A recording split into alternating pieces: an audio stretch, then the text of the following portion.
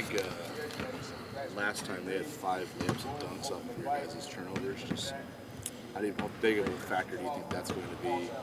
Not just ball security in general, but making sure that if you do give it away, you at least have to have a safe defense. Yeah, I mean, there are certain teams in our league that thrive on live ball turnovers. One of them we just played, UConn being another, and certainly certainly Marquette falls into that category. And we didn't do a very good job of it in Milwaukee, and we'll have to be better tomorrow night. But they come at you a lot of different ways defensively. They've got really good positional length. They get their hands on a lot of things, so you really have to be smart in your attack. You have to be aggressive, but you also have to be intelligent. Between Kalkbrenner being out and the loser streak back then, Marquette might have caught you at your lowest back in December. I guess how different a Creighton team are they playing tomorrow? Well, I hope it's significantly different. We've grown since then. The guys that played in that game, and obviously we've added Kalk back to it. But I think they've grown as well. You don't only lose 3 games in this league through 16 games unless you're getting better and playing good basketball. So Shaka's done a really good job of bringing that team along, adding some wrinkles along the way. So I think both teams are a much better team than they were in December. Despite not having Kalk, you guys actually did grade out pretty well defensively that night. What's translatable from that performance, especially with the big guy? Yeah, I mean, it's hard to simulate what they do. Kolik has it in his hands a lot. Iguodaro, he initiates a lot of offense from the center position, and you don't play teams that do that very often. So you have to be pretty intelligent again with how you defend it, understanding, not to get too stretched out, not to turn your head. They're a great back cut team, and that's part of the reason they score at the rim as much as they do. There's plenty that we can learn from it, and some things that we have to do differently as well. Is there familiarity? Is there familiarity with the way you guys run through Kalkbrenner in different spots in the floor with the way they go through also? Not really. Just because he has it in his hands so much. He's handling it, he's passing it. We certainly use Kalk a lot. But we also have him ball screening and going to the rim a lot. So, I mean, very different players, but, equally effective.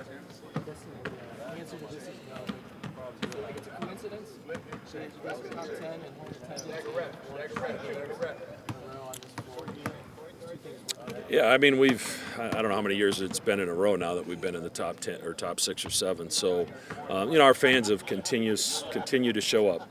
They did it late when we were in the Valley, and then you have carried that over to the Big East, and obviously the crowds the last 2 or 3 games have been off the charts.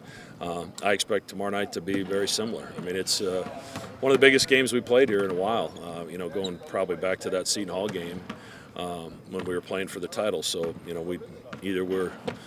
we've proven that we belong through 16 games, and now it's which team can finish. There's 4 of us that have a real opportunity and who can finish the job. And if you want to put yourself in a position, you have to win your home games, and that's what the 4 of us have done. That's why we're in the spot that we're in, and we have to continue that tomorrow night.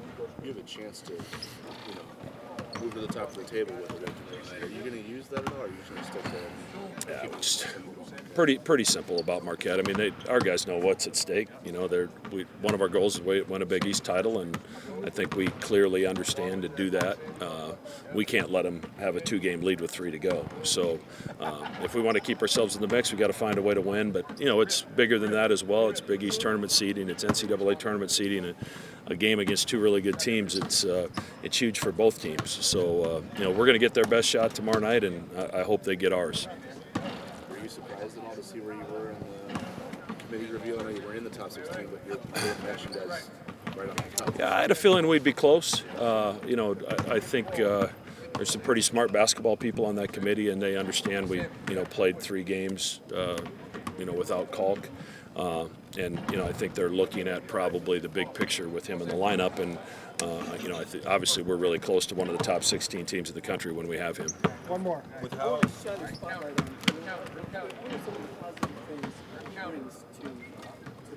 Well, I think versatility, number one. He can guard several positions. Athletically, he can get out in the open floor and run, and he's got a variety of finishes. and he brings a lot of energy to our team. And then at St. John's, he brought 3 big 3-point shots. Arthur continues to work, and he continues to trust his work. Even when he hasn't shot it well, I don't think doubt has crept into his mind, because I think he's a guy that is an everyday guy with his work ethic. So, I think when you do your work, things have a way of working themselves out, and I was glad to see him shine in that spotlight on Tuesday night. What were you late in that St. John's game? I started off with some foul trouble early. I really wanted to get it back in the game and affect it in some way. And when I went out there and hit my first shot, it felt really good. And the confidence came. The next 2 came, got a steal, and I felt like I really helped our team go.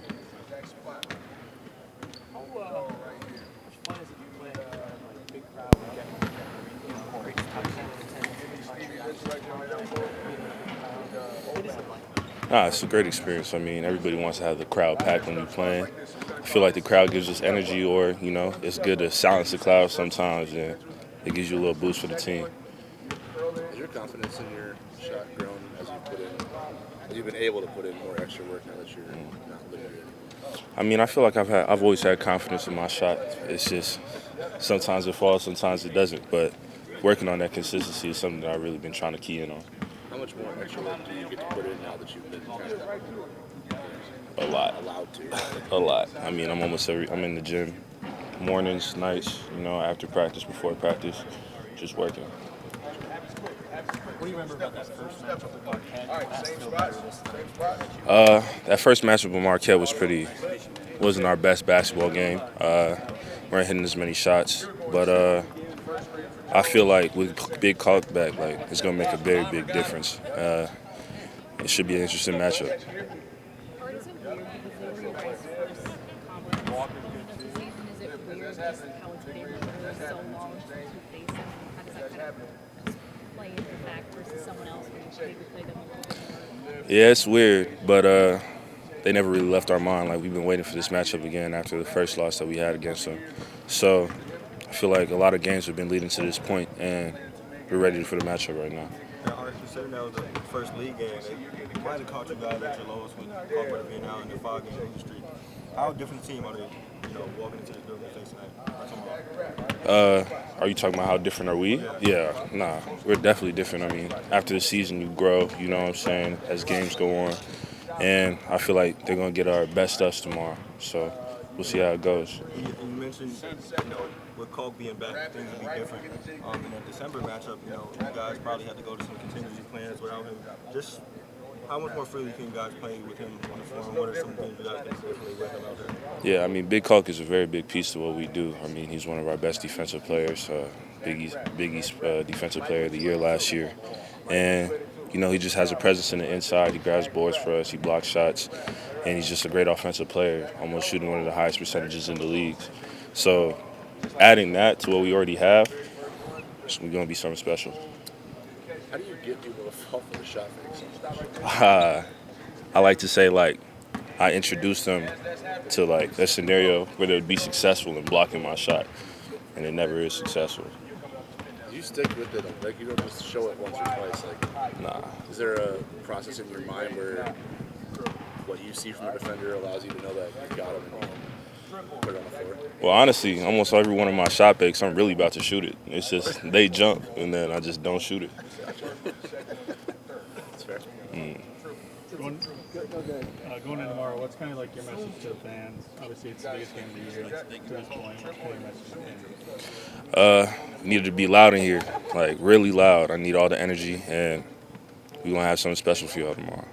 And I know we talk about every game at this point being the most important game yet, but really it feels like this one has a lot of long-term effects. Does it feel like there's some probably more weight behind the game than any? Yeah, a little bit, but at the same time, we can't approach the game any different than we've approached every other game this season. So just staying consistent in our scheduling and how we go approach the game, how we approach practice today is going to be very important.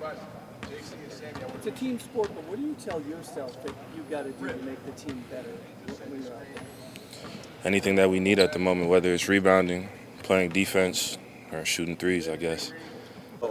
Soccer's offense has been, just how much of a litmus test does it feel like this game could be for the type of teams you're going to defend in the tournament? I think it's just we don't like overly worry about the team we're playing, how good their offense has been. We go into every game like where our goal is to shut you down defensively. So I mean, yeah, they have a really, really good offense this year, but we're going in with the same mindset we have with every game. So it doesn't change much for how we approach the game, I don't think. What's particularly tricky about the Oso matchup, considering how unique of a five-man he is, and the way they use him?